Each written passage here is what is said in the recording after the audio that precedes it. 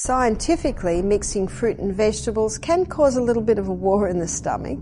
So why? What is the reason for this? Have you ever enjoyed a beautiful fruit salad followed by a veggie-packed meal, only to feel your stomach staging a full-scale rebellion an hour later?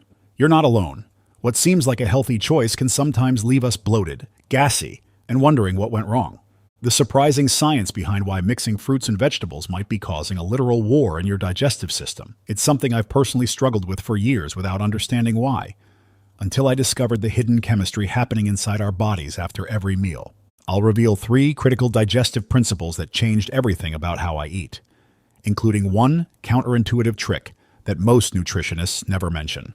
By the end of this video, you'll understand exactly what's happening in your gut when you combine certain foods and the simple adjustments that can make all the difference.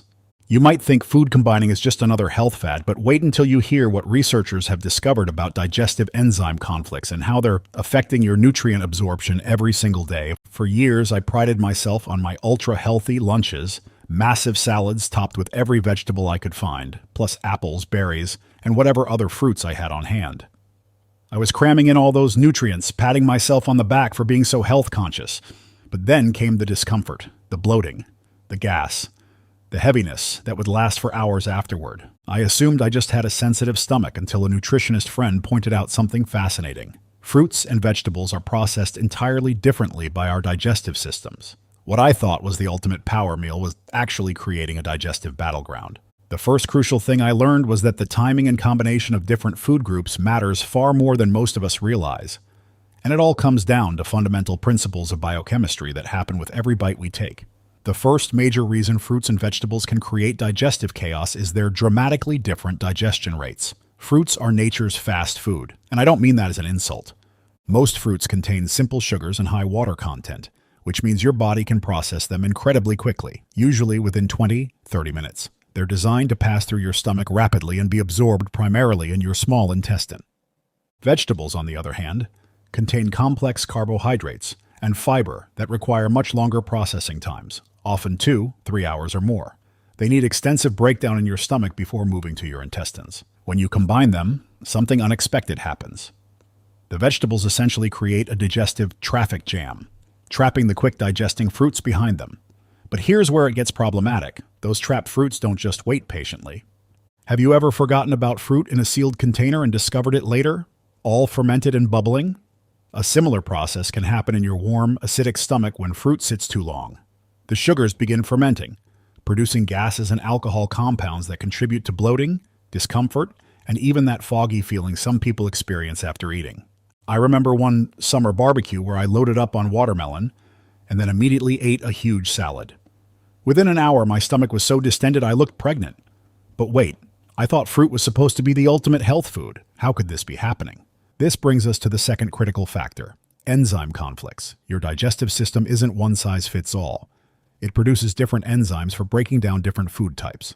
Fruits primarily require enzymes like amylase and maltase that break down their simple sugars. When you eat fruit alone, your body efficiently secretes these specific enzymes and processes the fruit quickly. Vegetables require a completely different enzymatic cocktail, cellulase for breaking down plant cell walls, protease for proteins, and various other enzymes that work best in different pH environments. Here's where the war truly happens. These enzyme systems can actually inhibit each other when activated simultaneously. Your body becomes confused about which digestive approach to prioritize. Think about it like trying to run heating and air conditioning at the same time. They work against each other, wasting energy and creating an uncomfortable internal environment. But wait, this gets even more interesting. Not all fruits and vegetables create this conflict equally. And this is something I discovered that dramatically changed my approach to eating. Have you ever wondered why certain food combinations like tomatoes and basil or apples and cinnamon have been paired together across countless generations and cultures? It turns out our ancestors might have been onto something scientifically valid. The third crucial element in this digestive puzzle is pH balance, and this is where things get really fascinating. Fruits are generally acidic, with pH values typically ranging from 3 to 4.5. When you eat them, they require an acidic environment in your stomach to properly digest. Your body accommodates this by maintaining stomach acidity for optimal fruit digestion. Vegetables, especially starchy ones, often trigger a more alkaline digestive response. Your stomach needs to adjust its pH levels to properly break down these foods. When you mix them together, your digestive system faces a pH dilemma. Should it create a more acidic environment for the fruits or a more alkaline one for certain vegetables? This constant pH adjustment not only requires extra energy, but can result in suboptimal digestion for both food groups. I started paying attention to food combining principles, and the difference was immediate. The bloating I'd experienced for years virtually disappeared within days. But here's something unexpected I discovered through experimentation. Not all fruit-vegetable combinations are problematic. The key distinction is between sweet fruits and non-sweet fruits, which technically are still fruits botanically but behave more like vegetables digestively. Tomatoes, avocados, bell peppers, cucumbers, and zucchini. All botanical fruits generally combine well with leafy greens and other vegetables.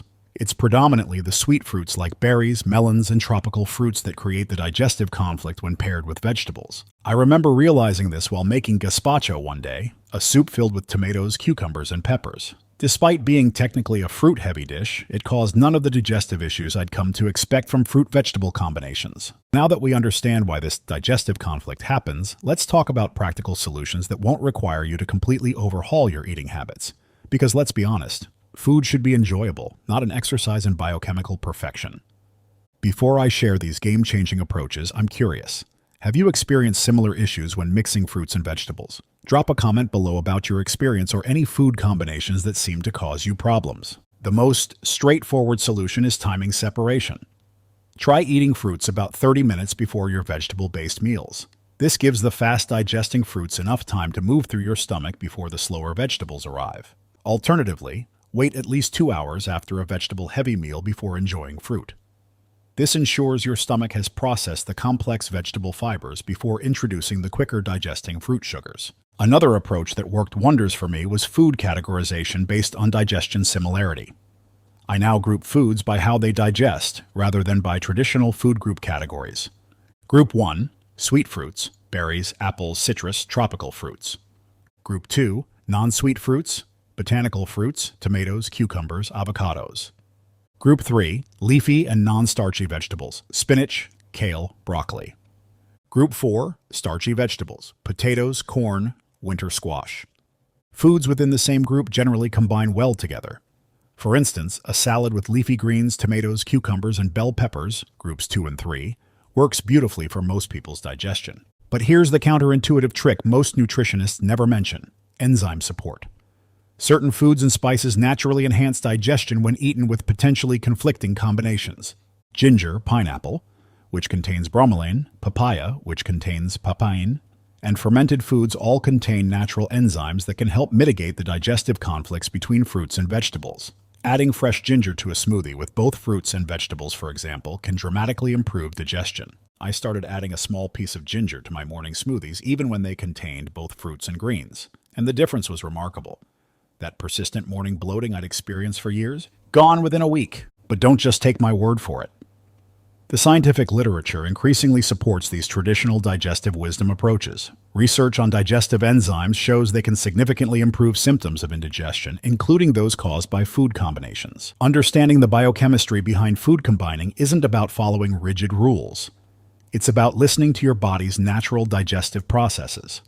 Our digestive systems evolved over thousands of years to process foods in certain ways. And those evolutionary adaptations don't change just because we've invented the modern fruit and veggie smoothie. To recap what we've covered, fruits and vegetables can create digestive conflict due to their different digestion rates, enzyme requirements, and pH needs. The simple sugars in fruits digest quickly and can ferment when trapped behind slower digesting vegetables, creating gas and discomfort. Remember those 3 critical principles I mentioned at the beginning? By understanding digestion timing, enzyme compatibility, and pH balance, you can make simple adjustments that honor your body's natural processes.